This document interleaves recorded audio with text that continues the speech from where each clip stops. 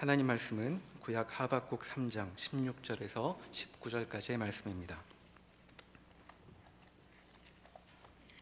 구약 성경 1304면입니다. 구약 1304면 3장 16절부터의 말씀을 봉독하겠습니다. 내가 들었으므로 내 창자가 흔들렸고 그 목소리로 말미암아 내 입술이 떨렸도다. 무리가 우리를 치러 올라오는 환난 날을 내가 기다림으로 썩이는 것이 내 뼈에 들어왔으며 내 몸은 내 처소에서 떨리는도다. 비록 무화과 나무가 무성하지 못하며 포도나무에 열매가 없으며 감람나무에 소출이 없으며 밭에 먹을 것이 없으며 우리의 양이 없으며 외양간에 소가 없을지라도 나는 여호와로 말미암아 즐거워하며 나의 구원의 하나님으로 말미암아 기뻐하리로다. 주 여호와는 나의 힘이시라. 나의 발을 사슴과 같게 하사 나를 나의 높은 곳으로 다니게 하시리로다. 이 노래는 지휘하는 사람을 위하여 내 수금에 맞춘 것이니라. 아멘. 하박국서는 짧은 선지서지만 유명한 구절이 많이 들어있습니다. 의인은 믿음으로 말미암아 살리라 라는 유명한 구절도 하박국에 들어있고, 주님께서 주의 일을 수년 내에 부응케 하소서라는 구절도 여기 들어있습니다. 그리고 오늘 우리가 읽은 본문의 구절도 유명한 말씀이고, 또 주일학교에서 찬송 가사로 만들어서 많이 부르고 있는 노래이기도 합니다. 17절과 18절을 보면 무화과 나무가 무성하지 못하며 포도나무에 열매가 없으며 여기에도 없고 저기에도 없고 다 없어도 18절에 나는 여호와로 말미암아 즐거워하리라 라는 고백이 여기 담겨 있죠. 이 고백은 이른바 기복신앙과는 다른 신앙의 그 면모를 보여주는 것으로 우리에게 잘 알려져 있습니다. 다니엘서에 나오는 세 친구의 기도, 그리 아니하실지라도 우리가 금신상에 절하지 않겠습니다 라는 구절과 함께 우리가 하나님을 믿는 이유는 하나님께 어떤 다른 복을 얻기 위해서가 아니라 그 모든 것보다 하나님께서 더 나의 큰 복이시다라고 고백하게 하는 그런 말씀으로 우리에게 이제 익숙하게 잘 알려져 있죠. 그런데 그 본문을 가만 보면 여기서 말하고 있는 이 신앙의 고백이 내가 이제까지 여러 가지 것을 쫓으며 살아왔는데 이제 보니 하나님 같은 분, 하나님만한 분이 없습니다. 이제부터 저는 하나님만 즐거워하고 주님만 기뻐하겠습니다 하는 식의 고백과는 좀 다른 분위기가 여기 들어 있습니다. 그러니까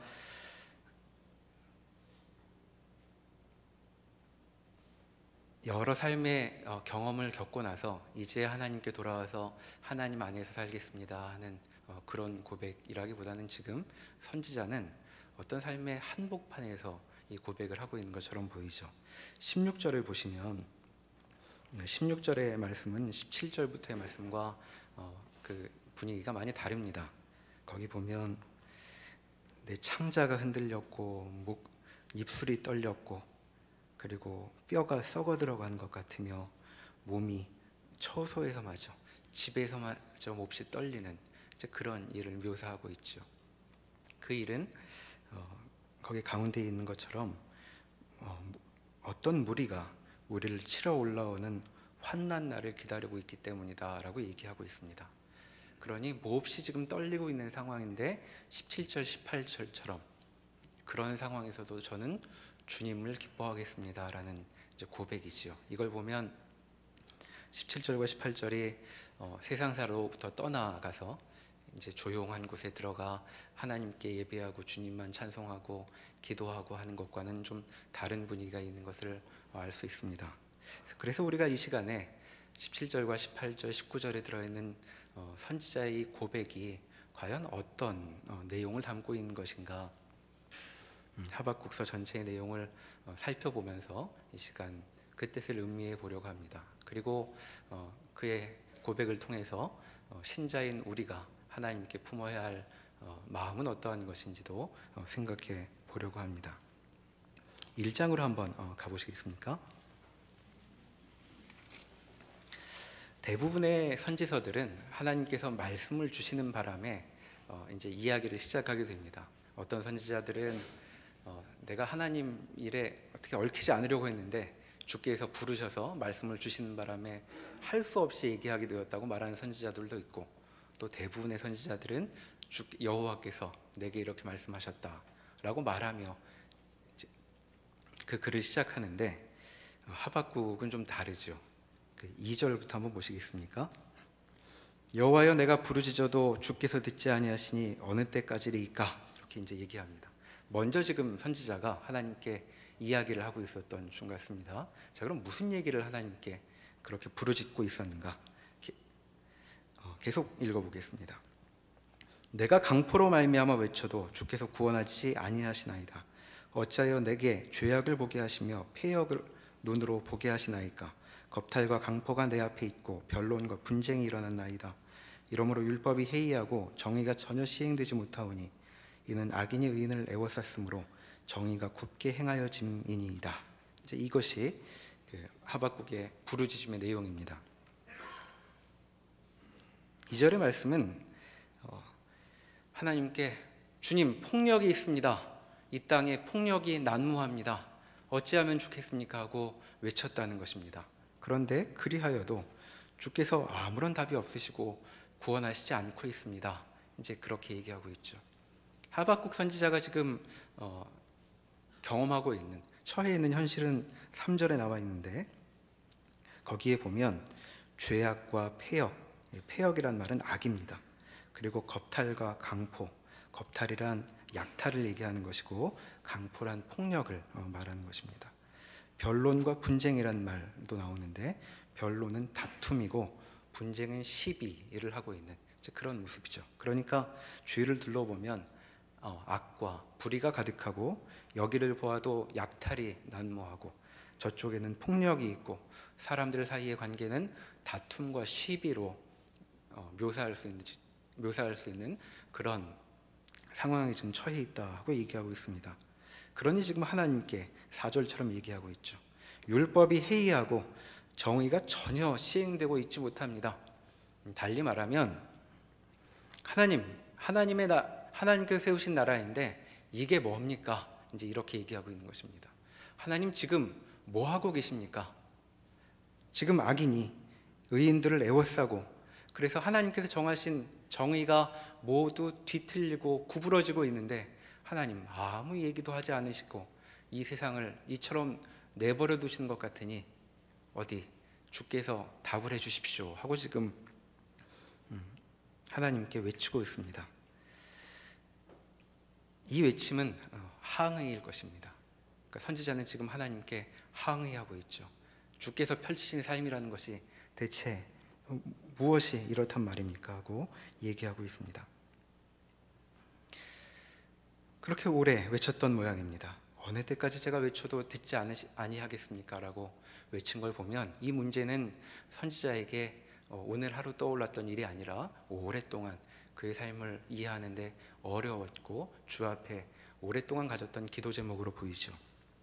5절부터 여호와께서 드디어 답을 하십니다. 5절과 6절을 제가 읽어보겠습니다. 여호와께서 이르시되 너희는 여러 나라를 보고 또 보고 놀라고 또 놀랄지어다. 너희의 생전에 내가 한 가지 일을 행할 것이라. 누가 너희에게 말할지라도 너희가 믿지 아니하리라.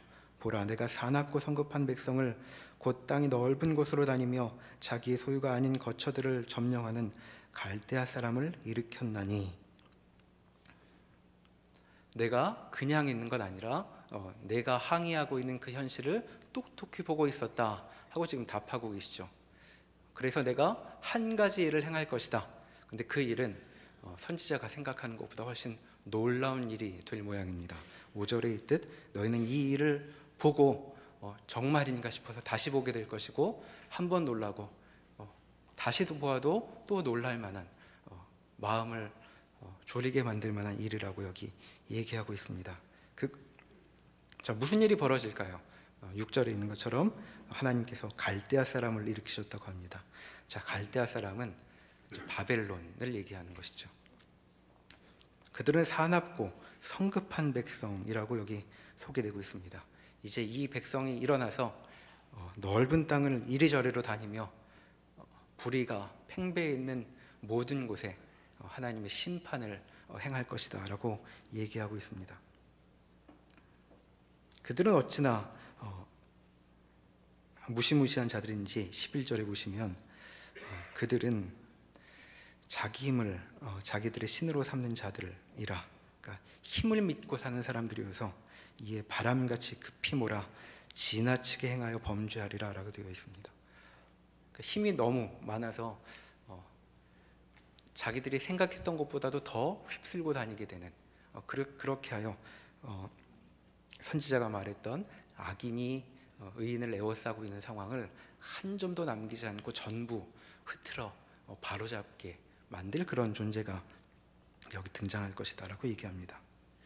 자, 그런데 이 얘기를 듣고 선지자가 드디어 하나님의 답을 듣게 되었으니 이제 만족스럽다라고 느끼지 않았던 것 같습니다. 12절을 보시면 선지자가 다시 이렇게 이야기하죠.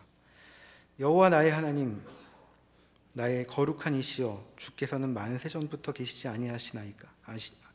아니하시니이까? 우리가 사망에 이르지 아니하리이다.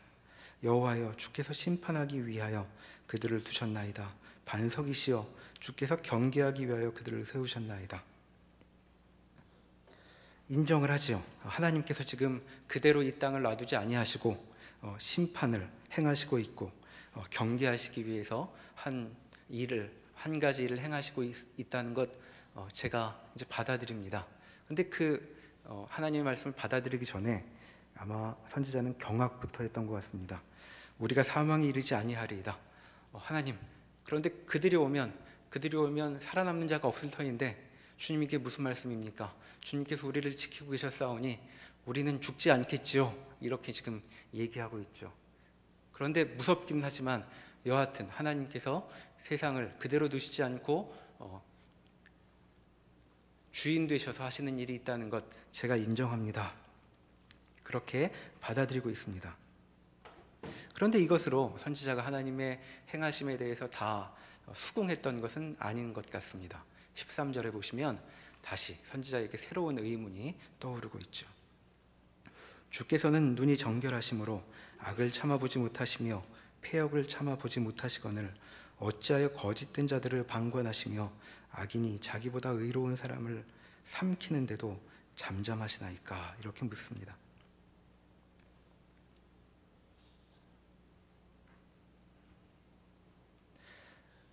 하나님, 그런데 새로운 질문이 생깁니다. 하나님께서 어떤 불의도 그대로 놔두지 않고 전부 바로잡으시겠다는 것은 제가 알아듣겠는데, 지금 하나님께서 심판을 대행하는 자들로 세우신 자들은 거짓된 자들이고 악인들 아닙니까? 어떻게 제가 처음에 답답했던 악인들보다 더 악한 자들이 하나님의 심판을 대행한다는 말입니까? 만약 그런 일이 벌어진다면 여기 14절에 있는 것처럼 마치 세상을 둘러보면 다스린 자가 없는 벌레들이 사는 것처럼 이 세상은 결국 아무도 올바르게 기준을 갖고 다스리지 않는다고 느끼게 만드는 것 아니겠습니까? 하고 이제 묻고 있죠. 그래서 다시 17절처럼 이렇게 하나님께 다시 묻습니다. 여러 나라를 그들이 계속하여 무자비하게 멸망시키는 것이 옳으니까? 하고 지금 다시 묻고 있습니다. 그러니까 하박국 1장의 전체적인 분위기는 이제 선지자의 항의로 이루어져 있다고 말할 수 있겠습니다. 하나님의 다스림에 대해 제가 금방 수긍할 수가 없습니다. 그리고 하나님의 심판에 대해서도 금방 동의할 수 없습니다 라고 지금 묻고 있죠. 그리고 이런 질문은 그에게 몹시도 고통스러웠던 것 같습니다. 2장 1절에 보면 그가 이 질문을 갖고 어떤 결의를 나타내고 있죠. 내가 내 파수하는 곳에 서며 성루에 서리라. 그가 내게 무엇이라 말씀하실는지 기다리고 바라보며 나의 질문에 대하여 어떻게 대답하실는지 보리라 하였더니라고 되어 있습니다. 그가 이 질문을 갖고 파수하는 것, 망루에 서서 주님의 답을 기다리겠다고 얘기합니다. 주님께서 어떻게 말씀하실지 기다리겠다고 얘기하고, 그리고 나로 하여금, 거기 나의 질문에 어떻게 대답하실지라는 말씀을 보면 밑에 난하주에 나로 어떻게 대답하게 하실는지라고 이제 되어 있습니다. 주께서 이 일에 대해서 나로 하여금 어떻게 반응하도록 주의 뜻을 보이실지 제가 기다리고 있겠습니다. 지금 저로서는 주의 행하심이 폭풍 가운데 있는 것 같습니다 라고 지금 얘기하고 있죠. 그리고 다시 2장 2절에 하나님께서 답을 주십니다. 여호와께서 내게 대답하여 이르시되 너는 이 묵시를 기록하여 판에 명백히 새기되 달려가면서도 읽을 수 있게 하라 라고 얘기합니다. 자, 묵시란 내가 이제 본 것, 하나님께서 보여주신 것이란 말이죠. 이제 무언가 보게 될 터인데, 듣게 될 터인데 그걸 잘 기록해야 한다. 반드시 누구든 달려가면서도 볼 수 있게 그렇게 사람들에게 알려져야 한다는 말이죠. 자, 3절에 그 내용이 이제 시작이 됩니다. 이 묵시는 정한 때가 있나니 그 종말이 속히 이르겠고 결코 거짓되지 아니하리라. 비록 더딜지라도 기다리라. 지체되지 않고 반드시 응하리라 라고 되어 있습니다. 이제부터 내가 할 말은 반드시 이루어질 일이다. 너희 뜻과 달리 좀 더딘 것처럼 느껴질 수 있겠으나 반드시 이루어질 것이다 라고 얘기하고 있습니다. 이런 말씀이 필요한 이유는 지금 선지자가 듣게 될 이 이야기는 선지자 자신에게 그렇게 가까운 문제로 여겨지지 않았을 것이기 때문이죠. 왜냐하면 지금 선지자는 유다에서 하나님의 뜻대로 살지 않는 사람들이 오히려 힘을 얻고 주의 뜻을 따라 사는 사람들을 겁박하고 위협하는 일들을 가지고 하나님을 만났는데, 지금 하나님께서 주시려고 하는 일은 그것보다 더 먼 미래의 일이어서 그렇습니다. 자, 이제부터 듣게 될 주의 말씀은 무엇이냐 하면 5절부터 보겠습니다. 그는 앞에 갈대아 사람입니다. 그는 술을 즐기며 거짓되고 교만하여 가만히 있지 아니하고 소울처럼 자기 욕심을 넓히며, 또 그는 사망 같아서 족한 줄을 모르고 자기에게로 여러 나라를 모으며 여러 백성을 모으나니. 이것이 지금 앞에서 얘기한 이들의 행동이었죠. 6절에 그 무리란 갈대아 사람들이 불러 모아 놓은 여러 백성들을 말합니다. 그 백성들이 다 속담으로 그를 평론하며 조롱하는 시로 그를 풍자할 것이다. 무슨 얘기냐 하면 이들이 이렇게 힘을 과시하며 온 세계를 호령하였으나 어느 날 갑자기 멸망하여 대체 이들이 어디 있었던 자들인가, 이들의 자취가 어디 있는가 하고 조롱하게 될 것이다 라고 얘기하고 있습니다. 그러니까 주님의 답은 무엇이냐 하면 그들마저도 하나님께서 의롭게 심판하실 것이다 라고 얘기하고 있는 것입니다. 지금까지 살펴본 그 선지자와 하나님 사이의 대화를 정리해 보자면 이런 것이죠. 그가 살면서 선지자가 하나님, 세상이 어떻게 주님의 뜻대로 진행되지 않을 수가 있습니까? 주께서 세우신 나라가 이게 뭡니까? 라고 얘기하니까 하나님께서 그래, 말 잘했다. 가만히 둘 수 없지. 내가 심판하리라 라고 얘기하시는 것입니다.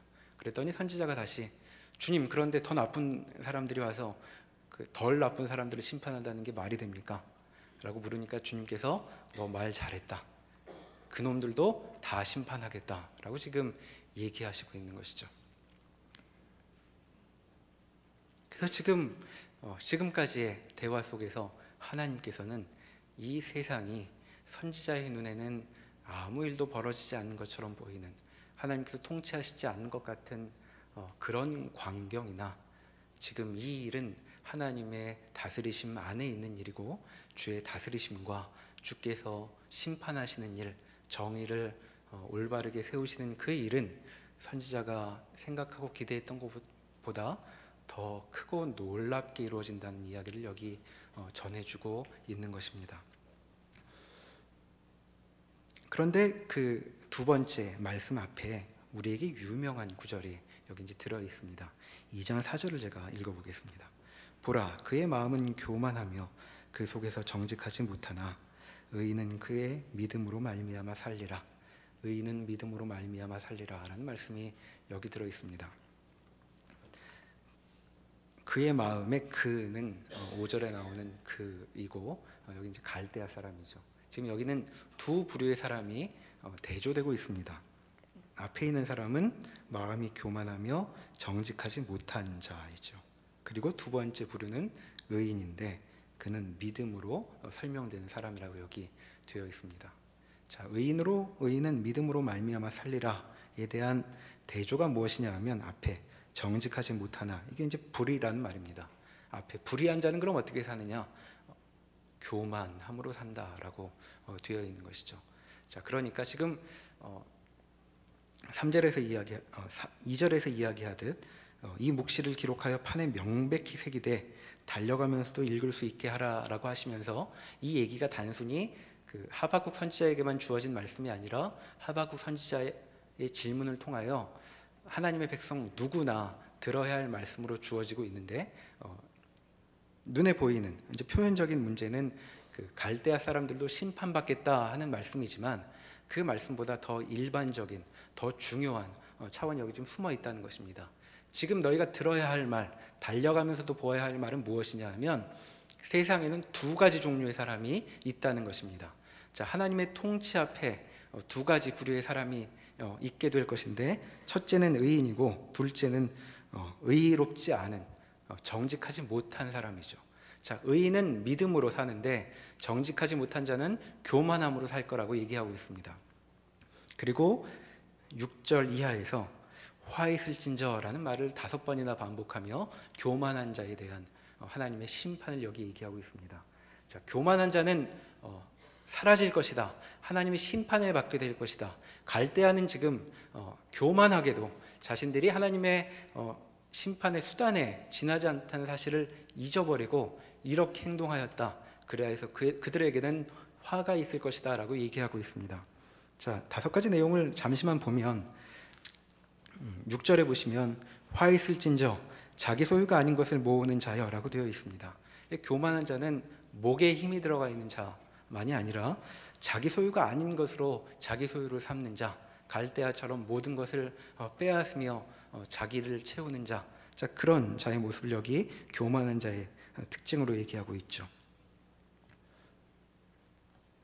9절에 보시면 화 있을진저라는 말이 다시 나오는데 재앙을 피하기 위하여 높은 데에 깃들려 하며 자기 집을 위하여 부당한 이익을 취하는 자라고 되어 있습니다. 무언가 높은 곳에, 사람들이 닿지 않는 곳에 자기의 처소를 마련하면 내가 든든히 살 수 있지 않겠는가를 늘 골똘히 도모하고 있는 모습, 그것이 이제 교만한 모습이라고 얘기하고 있습니다. 또 12절에 보면 피로 성읍을 건설하며 불의로 성을 건축하는 자에게 화 있을진저라고 되어 있죠. 자, 이들이 피로 성읍을 건설하는 이유는 자기들이 삶의 영광을 누리려면 사람들의 피가 필요하다고, 사람들의 희생이 필요하다고, 나 말고 다른 자들이 나를 위해 희생해줘야 한다고 생각하는 자들이라고 여기 얘기하고 있습니다. 15절에 화 있을진저가 한번 또 나옵니다. 이웃에게 술을 마시게 하되 자기의 분노를 더하여 그에게 취하게 하고 그 하체를 드러내려 하는 자. 갈대아 사람들은 이웃을 정신 못 차리게 하여 자신의 이의를 취하는 자들이었다고 여기 얘기하고 있습니다. 그리고 이 모든 일을 도모하기 위해서 마지막 화 있을진저에 보면 18절에 새긴 우상을 새기고 부어서 우상을 새기며 우상들을 의지하고 있죠. 자, 그들은 자신들이 생각하는 삶을 이루어내기 위해서 여러 가지 도모를 하고 있고, 그리고 자신들의 도모만으로는 충분하지 않다고 여겨서 신까지 끌어들여 자신들의 삶을 공고히 하려고 하고 있는 사람들입니다. 그런데 그들이 어떻게 행하든 2장 20절에 있듯 오직 여호와는 그 성전에 계시니 온 땅은 그 앞에서 잠잠할지니라 라고 주께서 말씀을 마치시죠. 자, 그렇게 살려고 노력하는 자들이 세상에 여기저기 보일 것이고 또 세상을 지배하는 것처럼 보일지라도 모두 잠잠하여라, 왜냐하면 하나님께서 주인이시기 때문이다라고 여기 얘기하고 있습니다. 교만한 자, 불의한 자는 교만하게 행하게 되는데 그는 주 앞에 잠잠하게 멸망당하게 될 것이다 라고 얘기하고 있죠. 그런데 이 말씀은 단순히 갈대아 사람에게만 주어진 말씀으로 보이지 않습니다. 왜냐하면 이 말씀을 지금 듣고 있는 1차적인 대상은 선지자 자신이었기 때문이죠. 선지자는 지금 1장과 2장 전체에서 주께 항의하고 있었습니다. 주님의 다스림에 대해 묻고 있었고, 주께서 다스리신다면 이 세상이 이게 뭡니까? 라고 주께 부르짖고 있었죠. 그런데 지금 여호와께서 20절과 같은 말씀으로 말씀을 마무리 짓고 계시는 것입니다. 내가 나의 통치를 알겠느냐? 온 땅은 내 앞에서 잠잠하여야 할 것이다 라고 얘기하고 있죠. 자, 그렇게 보면 우리에게 유명한 2장 4절의 말씀은 지금 갈대아에게 주어져 있는 말씀이 아니라 이 말씀을 듣고 있는 모두에게 주어져 있는 말씀이기도 합니다.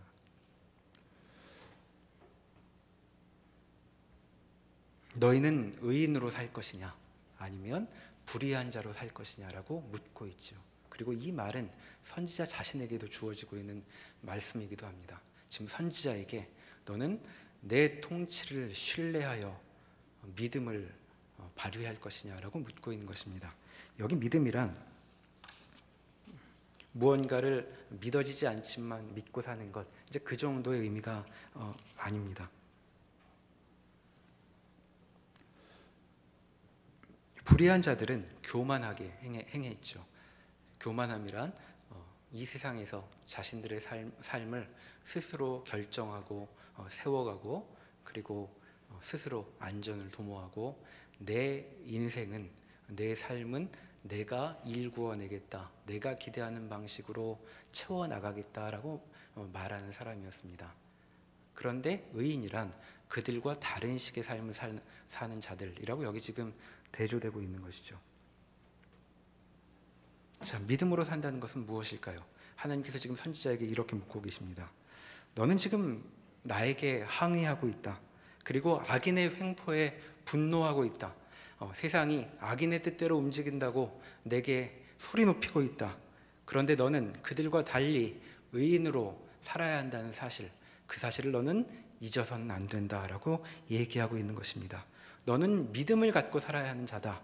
믿음이란 하나님의 이와 같은 통치, 마치 악인이 이 세상을 모두 다스리는 것 같으나 하나님께서 이 세상을 그대로 두시지 않고 그들을 징벌하실 것이고, 하나님은 결국 이 세상의 주인이시므로 사람은 하나님의 뜻에 따라, 하나님의 기준에 따라 살아야 한다는 사실을 잊지 않고 버리지 않고 사는 것, 이해할 수 없는 이 세상에서도 그 분노를 접어두고 하나님에 대한 성실함을 유지해 가는 것, 그것이 바로 믿음이라고 소개되고 있는 것입니다.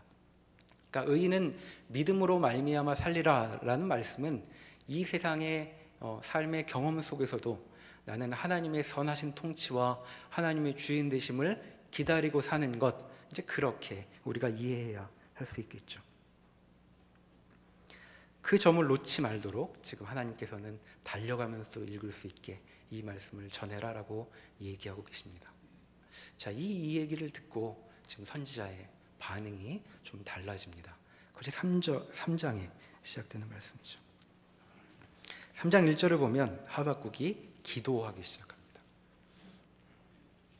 앞에 1, 2장은 항의였다면 3장에서는 그 항의가 기도로 바뀌죠. 자, 기도의 내용을 한번 보시겠습니다. 2절입니다. 여호와여, 내가 주께 대한 소문을 듣고 놀랐나이다. 여호와여, 주는 주의 일을 이 수년 내에 부응하게 하옵소서. 이 수년 내에 나타내시옵소서. 진노 중에라도 긍휼을 잊지 마옵소서. 이렇게 얘기하죠. 여기 부흥이라는 말이 나옵니다. 우리가 알고 있는 부흥이라는 말, 또 부흥과 관련된 찬양들이 이제 이 구절에서 나오고 있는 것인데, 여기 부흥이라는 말을 잘 이해해 볼 필요가 있죠. 여호와여, 주는 주의 일을 이 수년 내에 부응하게 하옵소서라고 얘기합니다. 주의 일이 다시 살아나게, 다시 눈에 보이게 하여 주십시오. 나타내 주십시오. 그렇게 얘기하고 있죠.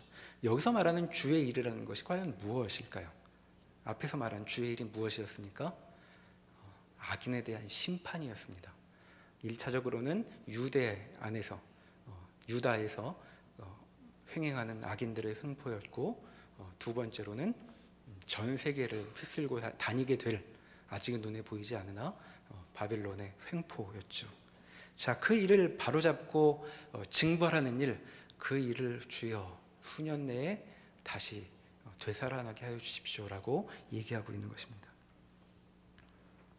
그러니까 지금 이 부흥은 교회가 좀 커지고 전도가 잘 되고 하는 그런 일이 아니라 훨씬 무시무시한 일이죠.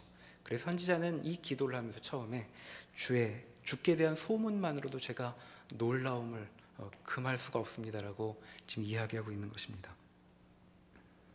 그리고 그런 심판의 자리에서도 주님, 그 심판은 너무나 엄중할 것이기 때문에 2장 2절에 진노 중이라도 긍휼을 잊지 마옵소서라고 여기 주께 이제 간구하고 있죠.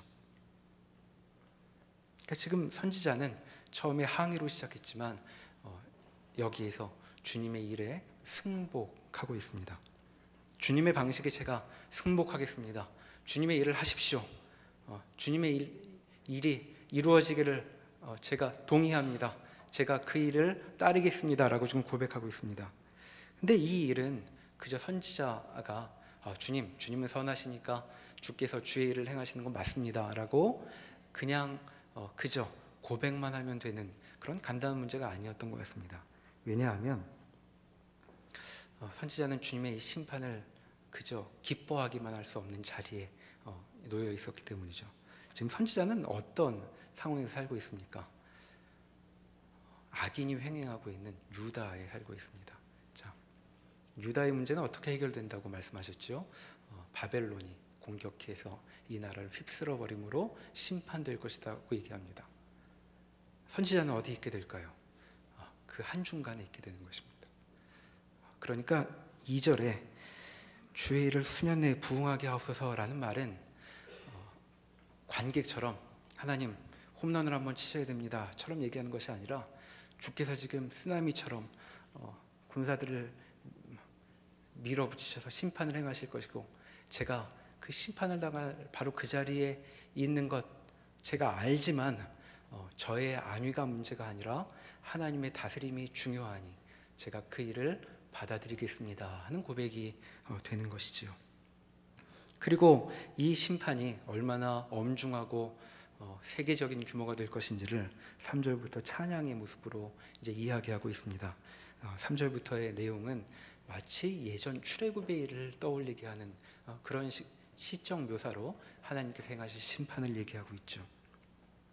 6절에 보시면 그가 서신즉 땅이 진동하며 그가 보신즉 여러 나라가 전율하며 영원한 산이 무너지며 무궁한 작은 산이 엎드러지나니 그의 행하심이 예로부터 그러하시도다. 지금 이러한 일이 벌어질 거라고 얘기하는 것입니다. 그렇게 쭉 하나님께서 행하실 때 벌어지는 일들이 묘사됩니다. 9절에 보시면 주께서 활을 꺼내시고 화살을 쏘시니 강들이 땅이 쪼개지는 일이 여기 지금 묘사되고 있습니다.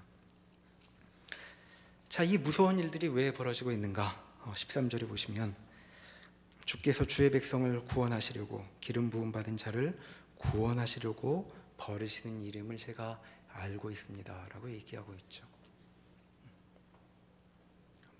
무서운 일이 벌어질 것이지만 주께서 제가 처음에 잘 알지 못하고 얘기했던 이 세상에 악이 횡행하면 되겠습니까? 라는 것에 대한 하나님의 벌하심과 바로잡으심이 얼마나 무섭고 놀라운 것이 될지를 여기 고백하면서, 그런데 이 일이 주께서 선택하신 백성들을 구원하시려는 일이라면 제가 그 일을 받아들이고 저는 그 일의 한가운데에 주님의 백성으로 서 있겠습니다 라고 얘기하고 있는 것입니다. 이런 찬송 끝에 우리가 오늘 본문으로 본 16절의 말씀이 나오는 것이죠. 선지자는 지금 몹시도 두려워하고 있습니다. 전쟁을 앞둔 그 누구도 말릴 수 없는 어떤 양해도 통하지 않을 군대를 기다리고 있는 사람이기에 그의 창자는 흔들리고 입술은 떨리고 그의 뼈는 썩어가는 것처럼 느껴지고 있죠. 그는 지금 우리를 치러 오는 환난, 그것을 앞두고 있는 것입니다. 그런 두려움 속에서 제가 17절, 18절의 고백을 하고 있습니다. 무화과 나무가 무성하지 못하며 포도나무에 열매가 없으며 감람나무에 소출이 없으며 밭에 먹을 것이 없으며 우리의 양이 없으며 외양간에 소가 없을지라도, 이 말은 가진 것이 없어도 주님만으로 즐거워합니다라는 그 정도의 얘기가 아닙니다.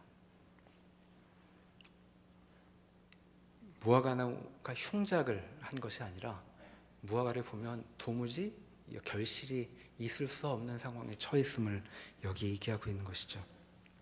왜 그럴까요? 주의 심판이 임하여 갈대아 군대가 모든 것을 불태우며 지나갈 것이기 때문에 남아있는 것이 아무것도 없고 어떤 열매도 기대할 수 없는 그런 상황이 지금 선지자 앞에 그려지고 있는 것입니다. 그러니 지금 그는 가진 것 없어도 만족하며 살겠습니다라고 얘기하고 있는 것이 아니라 그 어떤 것도 소망할 수 없는 그러한 자리에서도 저는 이 일이 주께서 구원을 이루시기 위해 행하신 이름을 기억하며 주의 사람으로 살아가겠습니다라고 지금 고백하고 있는 것이죠. 그래서 지금 19절에 있는 것처럼 주께서 저의 힘이 되셔야 합니다라고 얘기하고 있습니다. 주께서 저를 사슴처럼 만드실 것입니다. 자, 사슴, 왜 사슴처럼 만드실까요? 높은 곳으로 다니게 하시려고. 높은 곳은 바위와 돌들이 많은 그런 산지를 얘기하는 것이죠. 사슴이 그런 데를 넘어지지 않고 달려가는 것처럼 하나님께서 저를 사슴처럼 만들어 주십사 하고 지금 구하고 있습니다. 자, 여기서 신자가 바라는 하나님의 도우심이 무엇인가 우리가 생각해 보면 좋겠습니다. 우리가 하나님 안에서 꿈꾸는 간증, 또 성공은 어떠한 것입니까?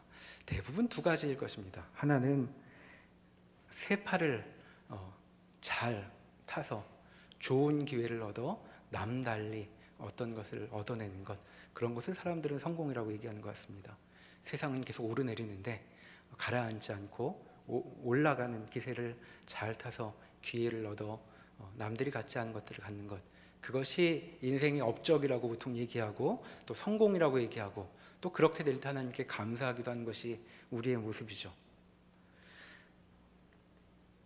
또 어떤 경우에는 지금은 내가 능력이 없지만 주께서 어떤 능력을 주시면 그런 새 팔을 잘 타서 가라앉지 않고 성공할 수 있겠다라고 생각하는 것이 우리의 소원인지도 모르겠습니다. 그리고 그런 일이 있게 될 때 우리는 주 앞에 감사하고 기뻐하죠. 그런데 선지자가 지금 여기서 보여주고 있는 모습은 그것과 다릅니다. 그는 지금 그 요동하는 새파 속에 들어가 있겠다고 얘기합니다. 하나님, 저를 건져주십시오라고 기도하지 않고 하나님께서 흔들어 가시는 세상이라면 그것이 내 머리로 다 이해되지 않는 물결이라고 할지라도 제가 그 안에 있을 것입니다. 저는 주님의 선한 통치를 믿기 때문입니다.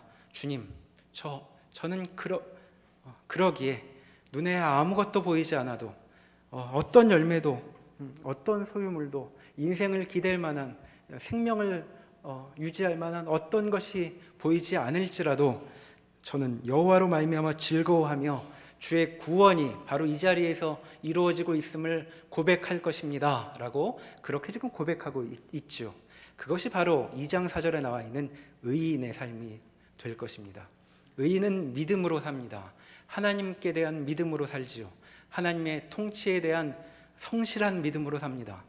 눈에 아무것도 보이지 않아도 하나님께 면제를 구하지 않고 주께서 이 모든 일을 행하고 계시니 제가 그 가운데에서 주께서 벌이시는 일을 모두 겪어내며 그렇게 살겠습니다. 주님, 저는 불의하게 행하지 않고 교만하게 행하지 않고 주의 다스리심 앞에 주의 성실하심 앞에 저의 성실을 걸고 그렇게 살 것입니다 라고 그렇게 고백하고 있습니다. 기독교 신앙은 그저 기복신앙만은 아닙니다. 그리고 기복신앙 넘어 나는 달리 바랄 것이 없으니 주님만으로 만족하며 살겠습니다 라고 말하는 것 같은 유유자적한 그런 분위기와도 다릅니다. 하박국 선지자가 우리에게 보여주고 있는 삶이란 세상의 한가운데에서, 세상이 요동하고 있는 그 가운데에서 하나님께서 산을 파하시고 바다를 쪼개시고 강을 마르게 하시는 그 자리에서 주님의 선하신 일이 이루어진다는 사실을 알고 주님의 사람으로 붙어 있는 것, 주님의 사람으로 살아가는 것, 그것이 바로 주께서 기뻐하시는 의인의 삶이라고 얘기하고 있습니다. 우리도 선지자처럼 주께서 어떤 일을 벌이시든 주님의 일이 수년 내에 부흥하기를 그렇게 기도할 수 있는 우리 모두가 되면 좋겠습니다. 기도하시겠습니다. 하나님께서는 우리를 우리의 마음으로 감히 감당할 수 없는 자리까지 불러내고 계십니다. 하나님의 그 거룩하고 위대한 다스리심 앞에 우리의 좁은 이해와 안목을 내어놓고 주 앞에 무릎 꿇고 주님의 다스리심에 부응하라고 요구하고 계십니다. 주님, 우리도 하박국 선지자처럼 그렇게 기도하고 그렇게 응답하는 복된 백성들 되게 붙들어 주시옵소서. 예수님의 이름으로 기도합니다. 아멘.